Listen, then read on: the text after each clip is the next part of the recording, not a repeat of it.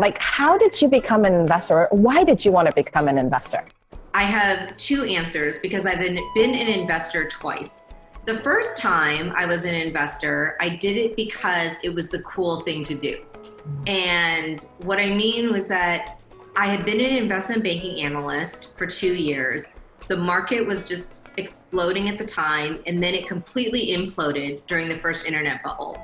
And my firm had bought a venture fund out of London, and they were selecting an analyst to go join their team as their first associate. And so it was a little bit of a competitive thing, and I wanted the job. And so I competed for the job, but I didn't really understand what it meant to be an investor. In my mind, it was one, job security during the internet bubble and the internet bubble bursting. And so if I took this job, there would be 2 years of job security, which was very important to me. And secondly, it was a little bit of a competitive thing, right? There were all these analysts, they all wanted the job. And I was like, well, if everyone wants a job, like I want the job. So that was the first time, and that was the first reason. And that is all the wrong reason to be an investor.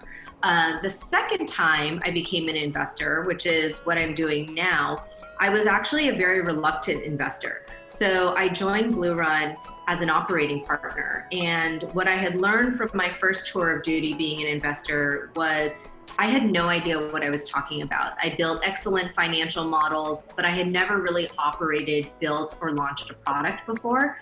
And the second time I became a VC, I had done those things.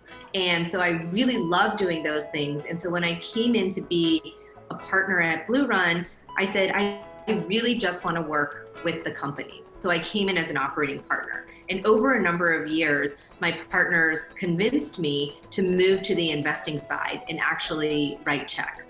And when I started writing checks as a general partner at BlueRun, it was really under the desire to form and execute my own investment thesis. There were areas in the market that I felt we were not funding and the world was not funding, and I really wanted to do that, and I wanted a checkbook to be able to do it, as opposed to let me see what my partners wrote checks into and I would help those companies grow. So this time around, I've gone into investing with a lot more gusto and purpose than I did the first time. What about before BlueRun? You talked a little bit about the operating partner piece. Like what were you doing before and why did they recruit you as an operating partner? So before BlueRun, I was doing new products and innovation at Chlorox, consumer packaged goods. So very far from traditional technology companies. And the reason why I had gone to Chlorox out of business school was because I wanted to understand general management and strategy. And I had two choices when I came out of business school. I could go to McKinsey in San Francisco, or I could go to Chlorox. And I chose to go to Chlorox because a brand manager in a CPG company is like a mini CEO of a division. Everything sort of reports up to brand. So sales, marketing, supply chain, R&D, you're kind of the hub in the whole hub and spoke model. And I really wanted to understand how could I launch a product, grow it, build cross-functional leadership, and do a good job. So I went to Chlorox instead of going to McKinsey out of business school to get that training. But I still loved innovation. Like I had done tech, I had done M&A, I had done investing. I wanted to do new products. So I asked for the new products role. How I ended up at BlueRun, you can't predict these things in life, but when my son was born, he was a terrible baby. Like he cried all the time, he wouldn't sleep, I was exhausted. We were not making enough money to like pay for a night nanny or even a day nanny. And so when I went back to work, I would wake up every morning at 4:30, I would nurse him, I would put him back down to bed, I would get ready so I could drive from Menlo Park, where I live, up to Oakland, which is about an hour drive with zero traffic, so I could beat traffic. And I was supposed to leave by 4 so I could beat traffic home, but it would never happen. There would always be one more meeting. And so I basically was just burning the candle on both ends, and I was exhausted. So I decided to look for a job in marketing at a tech company, and that could be closer to where I lived. Basically, I was trying to cut down the commute. So I went back to my network and I talked to a bunch of different people that I knew from business school and college. And one of the people was my freshman dorm mate, who was a partner at BlueRun. And I wanted to know if there were any portfolio companies that I could go to and be their marketing person. And he said, I don't know, I can't think of anything right now, but we could use some help at BlueRun, and you could come to our firm and we could work across all of our companies, and you could pick one that you and the CEO really get along. And in that moment, my son was 8 months old. I was exhausted. The BlueRun office was a mile from my house. They were willing to pay me 30% more than what I made before. And I just said, yes, this sounds amazing. I don't even know if I was really thinking clearly. You have new mom brain. Yes. And so I was like, yes, that all sounds so wonderful. I can't really say that I planned this, right? I think my approach in my career has always been, you find a role that you could learn at, or that you could grow in. And you cannot optimize for everything all at once. And I knew that I was not optimizing for what I had set out to do, which is, go be a director of marketing at a product company. But it gave me options. Like BlueRun gave me options. And throughout my career, I've thought about, how do I keep options open so that as things come at me in life, I always have a new door that I could open and go into. So that's how I ended up at BlueRun. I was recruited by one of my college classmates, and through, I think, a combination of my own hard work and directive, and also just being really lucky and finding a partnership that's been very supportive of my career, it's worked out. I think that's so beautiful. I think connecting the dots backwards and, having a kid, most of the women I meet actually become a lot more resourceful and resilient after we have kids, because we have limited energy. We got to focus on the thing we really, really want to work on. Yeah, one of my best friends, she works in government, and she has a whole staff, and she says, you want to give the most important work to the person who has the least amount of time, because that person will prioritize getting things done as efficiently as possible. And nobody has less time than a working mom. So you give those tasks to a working mom because they will just get it done as efficiently as possible. That's so true. Nobody has less time and more energy, because when we come to work, we're giving everything we can at work so that when we go home, we can give to our families. Exactly. You talked a bit about how when you joined BlueRun as an operating partner and then subsequently as a venture capitalist, you were looking for gaps in places where previously investors were not writing checks. So where were some of those gaps that you observed? So the most obvious ones were investing in women and people of color, right? Female founders definitely raise less money than their male counterparts. So one of my initiatives when I became an investing partner was to invest in more female founders and people of color. A lot of my training, having done new products at Chlorox, was user insight and user research. And a lot of that was actually going into people's homes and listening to them talk about how they prepared meals for their family, how they thought about health and wellness for their family. And what I learned was what somebody says and what they do can be two totally different things. And so for me, there is an archetype of what the founder is. And he's young, he's male, he's, fast talking, good salesman. And a lot of female founders don't fit that archetype necessarily, but that doesn't necessarily mean they're going to be bad operators, that they're bad visionaries, or that they're not technical. And so one of my goals was to really try to find and fund female founders, and create more models for other female founders. The other was to look in areas that are traditionally underfunded from a sector perspective. So I started investing in digital health. I found that there was a gap in the market where there were traditional healthcare VCs that were doing biomedical, life sciences, investing in PhDs and MDs and molecules that create the next blockbuster drug. And then there were tech VCs that were building software, looking for kind of lightning in a bottle consumer applications. But there was this world in the middle of digital health that wasn't really being addressed because the DNA of traditional healthcare funds and the DNA of traditional tech funds just didn't really quite mix with how a digital health startup needed to go to market and thrive.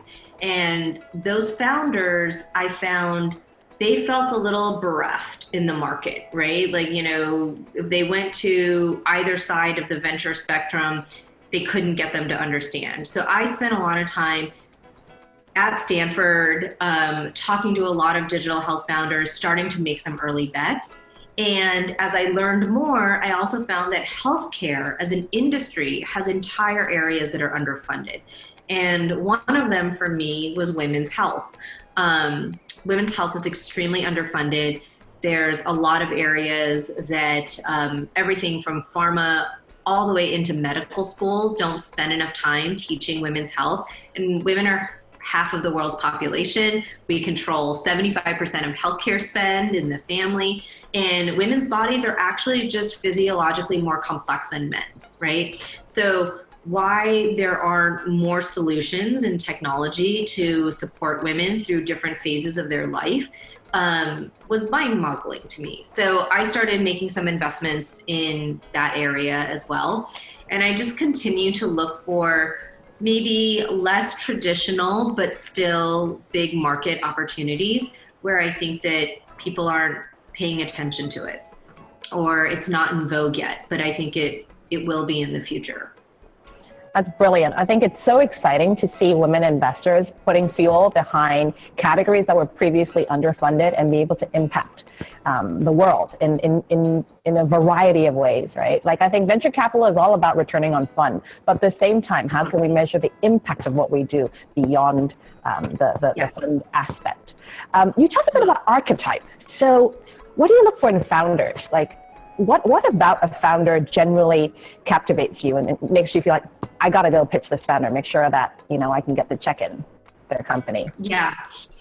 I am very founder driven, mainly because I do early stage, right? So in the early stage, you don't have a lot to go on. So like, you have to be very founder driven. So I really listen to the founder story. Like, I want to understand why this company, this product is going to be your life's work.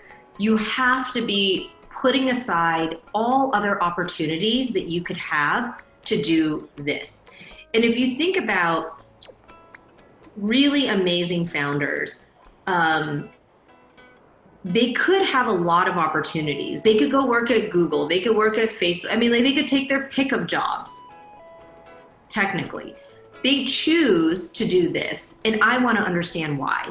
So I spend a lot of time wanting to understand the background of the founder, what brought them to this point in their life. And what I found is that there is no one path. Like, sometimes founders they tell me, like, the founder must be under the age of 28, right? They have to be fresh, they have to think. And I don't necessarily think that's true, because people have different things that happen in their lives, and maybe somebody needs more experience under their belt before they're ready to take the big risk. So I really try to be as open-minded as possible, but one, I'm looking for the founder story.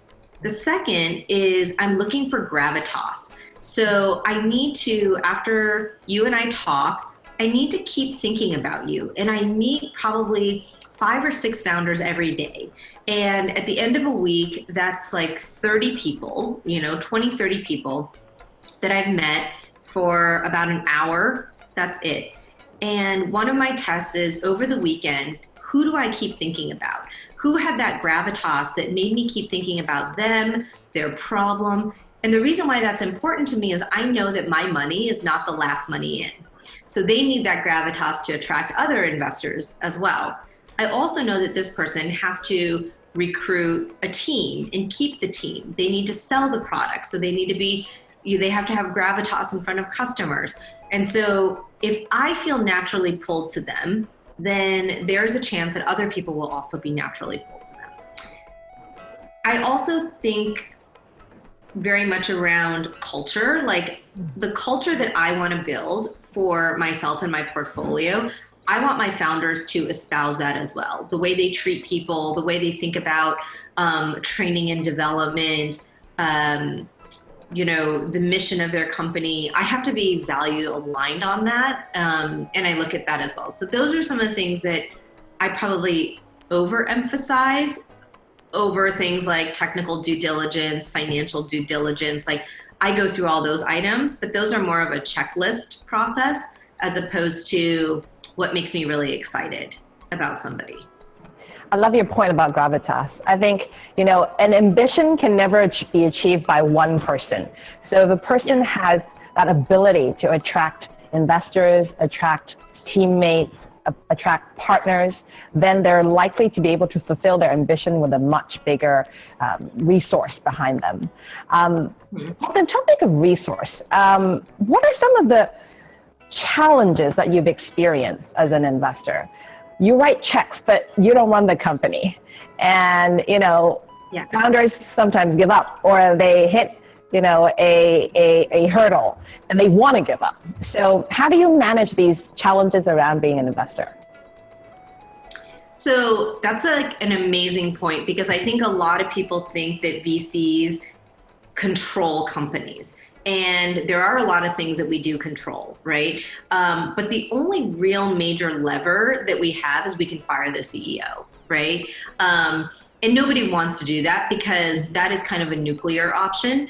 But really, you're a minority shareholder. Even if you own quite a bit of the company, you're still a minority shareholder.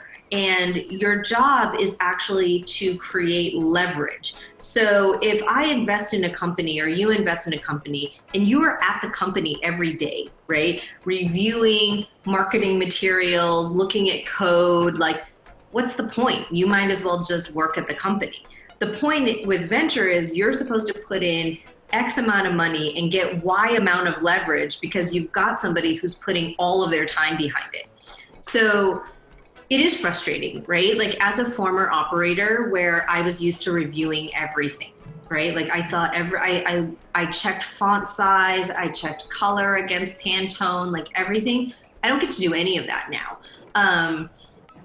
That is frustrating sometimes, like I'm not gonna admit. And I tell people who are operators who wanna become VCs, I tell them like, what makes you really excited to go to work? Because if you love that element of control, you will deeply dislike being an investor because you won't have any of that.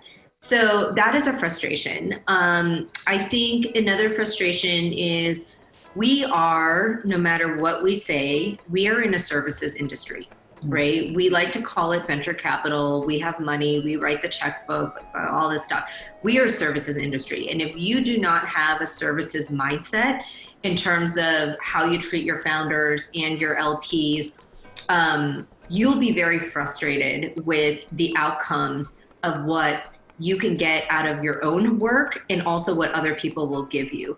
And so what I've seen is we don't go about this alone, right? Like rarely are we in a deal all by ourselves. We're there with other VCs, and over time there's other investors, and sometimes your co-investors don't feel the same way. They don't take the same attitude, and that can be really frustrating. And I think the last thing, which I'm adapting to now, having done this for a number of years now, is I didn't realize how much selling was involved in being a VC. I think you think that you are being sold to all the time, and that's a farce. You are selling all the time. And you have actually, like in business school, there's a class called Power and Influence that's like wildly popular. And what you realize is you actually have very little power, but you actually have a lot of influence, and you have to know how to use the influence. And sometimes that influence can seem powerful, but you actually don't have absolute power. And so as a result, you're selling ideas all the time. You're selling ideas to founders to get them to take your money. because the good ones are, it's going to be competitive. You're selling the idea to your own partnership, right? Like, why should we do this deal over another deal? And then once you've made the investment, you're selling to your CEO all the time. Did you think about this? Would you consider this, right? Like, you can't just go in like a bull in a china shop and be like, these are the 3 things that you have to do, and this is why you have to do it. So you have to really understand who you're talking to and think about how you sell to them and be convincing. And that's a skill that you hone over time, and you realize how important it is. But I did not realize it when I started this job, how much selling there was. It is a very big surprise, and for me as well. And I think that was something that I spent a lot of time working on as well, like listening and then pitching and then listening more and then pitching more. And like you said, it's influence. It's influencing these amazing leaders who are the heads of their company to keep moving towards a higher ground. And we like them because they have their own mindset, but we also sometimes need to get past that stubbornness so that they can fly even higher than they imagine, in order to achieve, a common goal for all of us. You talk a little bit about, let's not forget the fact that we work in a super male-dominated industry, right? And so that piece, I mean, look, I knew it going in, right? I mean, you'd have to be blind to not notice it, but the nuances of what that means is something that continues to amaze me every year. And it's getting better, but I would say the way you would sell something to a woman is going to be very different than the way you sell something to a man. And the way you sell something to someone who's older than you is different than the way you sell something to someone who's younger than you. So you have to be pretty facile in all these different sales skills. Because they trust you for different reasons, right? Like, some folks will trust you because of the numbers, other folks will trust you because of the vision, and some will trust you because of the operating excellence. And you have to pitch sort of the right piece of the puzzle in order to gain that trust to get ahead with that influence in the company. And it's a fine art. And it is more art than science, for sure. Yes, and it takes so much time to just get a feel. And if you like the founder and the founder also appreciates you, then that's a very easy process. Going back to, your archetype, model there. In learning the science, how do you feel that your BA, your MBA was impactful to you kind of down the road in your career now as an investor? So my BA is in public policy. And I would not say I knew in college how I would use my BA, because I had every intention of being a lawyer. And so public policy seemed like a very natural thing to study. I clearly did not become a lawyer. Today, I'm a digital health investor, and public policy has actually become very useful for me because healthcare is a regulated industry in the US, right? So understanding what does regulation mean, how do you navigate around or through regulation as needed has actually now become useful. But the bigger thing I think with getting a BA was really more learning how to learn. And I think college, unless you're going for a very specific technical skill, like anything that's like a BA, is really about learning how to learn. And I mean, we wrote so many papers in college, right? Argumentative papers, expository papers, like all of these. And writing is a very core skill as well. So learning how to write concisely is a big part of my job, actually, writing and editing. And then I just ironically, because I do digital health, public policy was useful. Business school was different. Business school for me was about rounding out skill sets, learning about management and strategy, doing marketing, taking a sales class, right? Understanding pricing strategy, promotion strategy, and some of these things, like, I now can apply to my companies, or at least use them to ask the right questions. Like, I believe that venture is actually about asking the right questions, not about having the right answers. And so my MBA is helpful in helping me identify where questions have not been asked. And of course, network, right? Like what we do is all about who we know and how we know them. And, you know, I think having both like the BA and the MBA in networks that have been very valuable in tech is, has been great, like, you know, super useful. That's how I met you. Yes, exactly. Like, you know, had we not been going to, you know, the same school, I wouldn't have had the chance to meet, you know, fellow women investors. And that's a network that I now really rely on, you know, like you said, because we still work in a very male dominant like universe. And so how do we band together to make the right investments and also back the right founders so that the world becomes, you know, what we want it to be more like. About the future. So we both have daughters. How do you see young women equipping themselves in order to someday become a venture capitalist? What do you think are some of the things they should get under their belt? I think women need to learn how to take risk in a way that they may not realize they have not grown up doing. I don't really espouse any nature versus nurture in an absolute term. Like, you know, are all women more risk averse than all men? Like, absolutely not, right? Like, there are women who are plenty risk taking, but let's just say on average, right?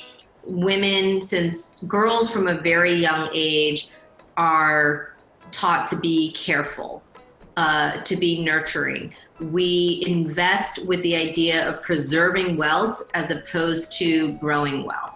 And we take the losses very hard, right? Like, I will fight and claw for every company that I think we might lose money in. Whereas others may say, you know what, this one's a lost cause, we're letting it go, I'm gonna focus my energy on these other, like, I'm gonna move on. And so I think the first thing for young girls or young women is learn how to take risk. And that doesn't mean just making the decision to do something risky. It's also being very comfortable with the failure when it doesn't work out. And girls need to learn how to fail. And I will say that, you know, there's the word in Chinese, like, guai, right? Like, you know, she's very good. And, you know, she's very well behaved, obedient, like follows instructions, like all of those things. But that also means that you put guardrails on yourself. And when you don't do something well, you really internalize that failure. And I think it's important for girls to learn how to brush that failure off and be able to move on. Because in venture, there will be a lot of failures, right? Before you have the one that returns hundreds of millions of dollars. So I think those things are really important. I think that women in venture, like you were saying, you have to be a very good listener. And your biggest differentiation is you can adapt to both a male and female audience, and you have to be able to listen and adapt to the person that's sitting across from you. And I think women actually have a very natural ability to do that. I just think that you need to hone it over time and have confidence that you can do it. And that means adapting your listening style and your communication style. So what you say, how you say it, and that's something that just takes a lot of practice. And you find your village, right? Like, I mean, like, we found each other, like, you know, there's a bunch of other, and every generation is gonna have a group of female VCs, and we have to support and promote each other. Like, I think that a couple generations ago, there were so few women, and it was such a horrible experience for them that they felt like it was a zero-sum game. That's not true, right? This industry is only going to grow, and we as a gender in the industry have so much more ground to make up still. We're not at parity, right? Like maybe one day when there's 50% of capital and investors are women, we could say, okay, now we have to get really competitive, but like we are nowhere close to that. So I really encourage young women to find a cohort that they can really promote and grow with together during that journey. I love that. Everything you just said, we can't learn in school. So it's so valuable for you to talk about it. You know, the listening piece, the failing piece, and taking risk. Literally nobody rewards girls for learning these things in school. So we need to teach them these skills outside of school early on so that they can start preparing themselves. Whatever they happen to be working on, maybe at some point they become a venture capitalist, but these are skills that they can start practicing really early on in life. Totally. And these skills to me are not even just about being an investor, right? Like I think if you want to get into very senior levels of management in big companies, you have to have all of those skills as well. I also remember, like as a child, my parents didn't talk a lot about like business or things that were going on in the world because they felt like we were children and like they were trying to shelter us from the realities of whatever was happening. And I don't adhere to that strategy with my daughter, right? Like our dinner table, I will talk about the one founder that I met that day that I think is really interesting. Like, you know, she actually will look at apps that I'm demoing. My founders know her, right? And I will ask her to type up feedback about things that she, you know, sees in products that I've invested in, and like, you know, give that feedback. And I will say, like, you know, this feedback came from my daughter, but I want her to go through that critical thinking. And so, you know, for people like us who have daughters, like early exposure, I think is just so important. Couldn't agree with you more. I think, you know, just because they're young doesn't mean that they're not creative. That doesn't mean that they don't have insights. And I always ask them questions about the companies we're looking at as well to see if, does it make sense to you? Would it be fun? You know, would you use it? And they have their perspective. It may not be an adult perspective, but it's a perspective. And I think developing that narrative, developing that discourse is what's necessary for them down the road anyways. Last question for you, Cheryl. What's the favorite part for you in being an investor? I love knowing that I am a part of helping a founder fulfill their dream, and that dream will impact millions of lives. Again, I do digital health, and so everything I do is with the goal of saving or improving quality of life.